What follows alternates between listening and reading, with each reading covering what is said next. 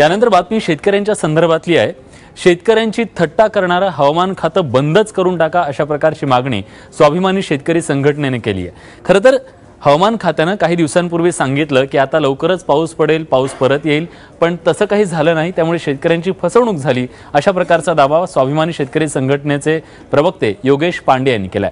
जुलै महिन्याच्या सुरुवातीला गायब झालेला पाऊस 12 तारखेपर्यंत पुन्हा सक्रिय होईल असं भाकीत होतं हवामान खात्याचं, पण त्यानंतर पाऊस काही आलेला नाहीये, तर पुन्हा 72 तासात सक्रिय होण्याचा अंदाज वर्तवला। दुसरीकडे मुख्यमंत्र्यांनी पेरण्या न करण्याचा सल्ला शेतकऱ्यांना दिला।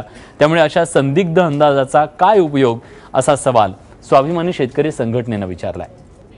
दरम्यान या सगळ्या संदर्भात मागणी करताना स्वाभिमानी शेतकरी संघटनेच्या प्रवक्त्यांचं नेमकं काय म्हणणं आहे जाणून घेऊयात।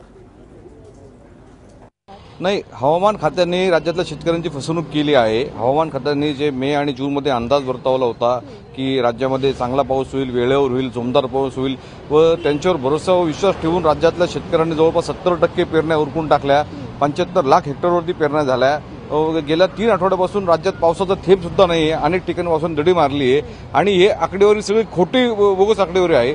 त्यात आपले आदरणीय मुख्यमंत्री अत्यंत निरागसपणे म्हणताय की आता शेतकऱ्यांनी पेरण्या करू नका। त्यांना हे सुद्धा माहीत नाही की राज्यामध्ये जवळपास 75 लाख हेक्टरच्या वर पेरणी झाली आहे।